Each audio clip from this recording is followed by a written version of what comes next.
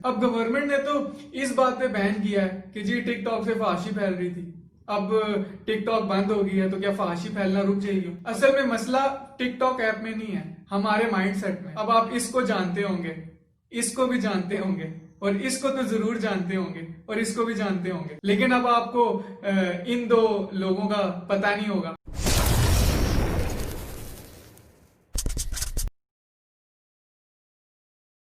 9 अक्टूबर 2020 को पाकिस्तान में टिकटॉक को कंप्लीटली बैन कर दिया गया है, और मेरे ख्याल से पीटीआई गवर्नमेंट का एक बहुत ही अच्छा डिसीजन है। अब पाकिस्तानी गवर्नमेंट ने तो टिकटॉक को इसलिए बैन किया है क्योंकि उनको लगता है कि टिकटॉक जो है वो फहाशी फैला रहा था, और टिकटॉक बैन करने से पाकिस्तान में फहाशी बिल्कुल खत्म हो जाएगी, या जो रेप केसेस आ रहे हैं इनमें भी कमी आएगी, या हो सकता है बिल्कुल ही खत्म हो जाए। लेकिन मैं टिकटॉक बैन को इस वजह से सपोर्ट नहीं कर रहा, बल्कि मैं टिकटॉक बैन को इसलिए सपोर्ट कर रहा हूं क्योंकि वो एक चाइनीज ऐप है, और चाइनीज ऐप्स दुनिया भर से डाटा चोरी करती हैं और प्राइवेसी के लिए एक बहुत बड़ा खतरा भी है। अब चाइना में तो गूगल, फेसबुक और यूट्यूब वगैरह ये सब बैन है, यानी कि चाइना में रहते हुए कोई भी बंदा इन एप्स को फ्रीली यूज नहीं कर सकता। लेकिन दूसरी तरफ चाइना खुद तो अपनी चाइनीज एप्स दुनिया भर के लिए बनाता है और उनके थ्रू डाटा चोरी करता है, लेकिन दूसरी किसी भी ऐप को चाइना में इस्तेमाल नहीं होने देता। अब इसीलिए मैं उम्मीद करता हूं कि ये जो टिकटॉक बैन है ये परमानेंट होगा,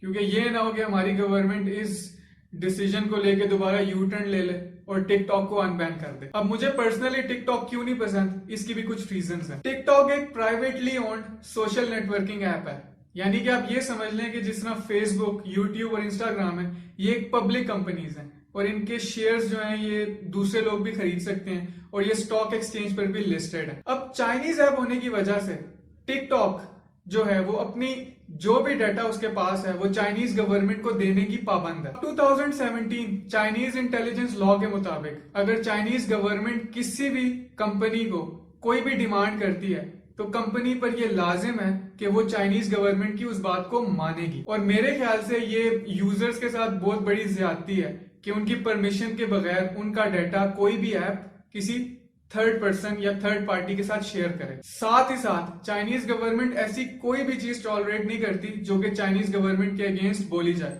अब पास्ट में हमने काफी ऐसी एग्जांपल्स देखी हैं जिसमें टिकटॉक यूजर्स का अकाउंट डीएक्टिवेट कर दिया गया था सिर्फ इसलिए क्योंकि उन्होंने चाइनीज गवर्नमेंट के ऊपर क्रिटिसिज्म किया था। तो इन सब बातों को देखकर ये कहा जा सकता है कि जो टिकटॉक ऐप है ये चाइनीज गवर्नमेंट के इन्फ्लुएंस में है, और वो चाइनीज गवर्नमेंट को बचाने के लिए या उनके किसी एजेंडे को आगे बढ़ाने के लिए कंटेंट को किसी भी तरह मैनिपुलेट कर सकती है। अब टिकटॉक एक पैसिव ऐप है और बहुत ही ज्यादा एडिक्टिव भी है। पैसिव ऐप का मतलब ये है कि टिकटॉक एप्लीकेशन अपने यूजर्स पे अपनी एप्लीकेशन पर ज्यादा एक्शंस नहीं करवाता और खुद ही कंटेंट जनरेट कर करके अपने यूजर्स को शो कराता है। अब दूसरी तरफ अगर आप YouTube को देखें तो YouTube आपको सर्च करने का ऑप्शन भी देता है, फिर सर्च करने के बाद बहुत ज्यादा रिजल्ट शो करता है, और उन रिजल्ट्स में से यूजर जो है अपने पसंद की, अपने मतलब की वीडियो क्लिक करके देख सकता है। लेकिन टिकटॉक पे ऐसा नहीं होता, टिकटॉक खुद ही अपना कंटेंट जनरेट करके यूजर्स के आगे शो करता है। अब पैसिव एंगेजमेंट का नुकसान ये होता है कि जो यूजर है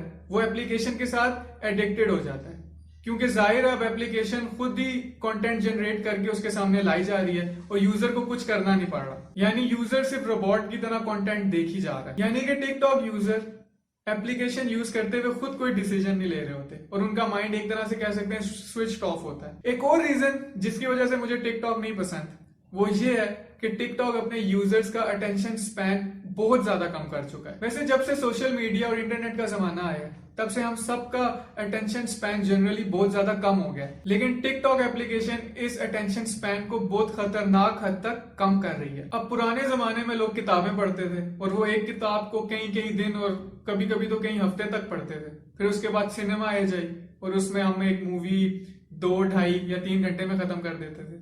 अब यूट्यूब का जब जमाना आया तो हम मैक्सिमम 10 या 15 मिनट की वीडियो देख लेते हैं, लेकिन टिकटॉक ने तो हद ही कर दी है। मतलब कि उनका जो कंटेंट है वो 15 सेकंड या 20 सेकंड इससे ज्यादा होता ही नहीं है, जिसकी वजह से हमारा अटेंशन स्पैन बहुत खतरनाक हद तक कम हो चुका है। अब अटेंशन स्पैन कम होने के बहुत ज्यादा नुकसान है, क्योंकि देखें जब अब अटेंशन स्पैन आपका कम है तो आप कोई नई चीज नहीं सीख सकते।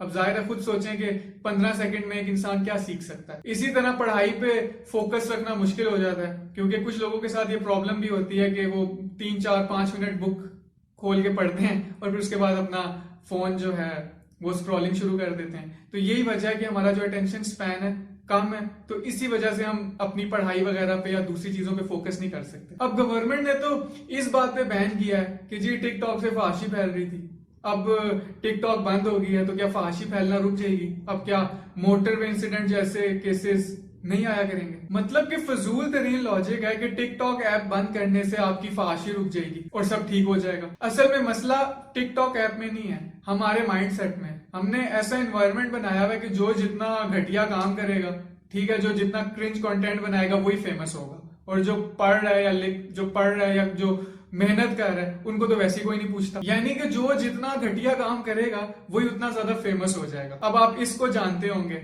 इसको भी जानते होंगे, और इसको तो जरूर जानते होंगे, और इसको भी जानते होंगे, लेकिन अब आपको इन दो लोगों का पता नहीं होगा। अब ये जो स्क्रीन पे पिक्चर शो हो रही है ये हारिस खान की तस्वीर है, जिसको मुझे पता है मेजॉरिटी नहीं जानते होंगे। ये यंगेस्ट एंड्रॉइड डेवलपर है, यानी कि आपके एंड्रॉइड फोन्स और स्मार्टफोन्स की एप्लीकेशंस बना सकता है। और दूसरी तरफ से ये हमजा शहजाद है, ये जो है यंगेस्ट माइक्रोसॉफ्ट प्रोफेशनल है, और ये 6 साल की उम्र में माइक्रोसॉफ्ट प्रोफेशनल बने थे। अब इन सब लोगों को तो आप जानते होंगे, लेकिन इन लोगों को आप नहीं जानते। तो इन सब कामों से आप यंग जनरेशन को यही सिखा रहे हैं ना कि अगर आपको फेम चाहिए या पैसा चाहिए तो आप बदतमीजियां करो, टिकटॉक पे अजीब किस्म की हरकतें करो। ये पढ़ाई लिखाई को कौन पूछता है? पढ़ने वालों को तो वैसे ही कोई मुंह नहीं लगाता। तो मसला जो है वो हमारे माइंड सेट में है, कोई टिकटॉक एप्लीकेशन पे नहीं है।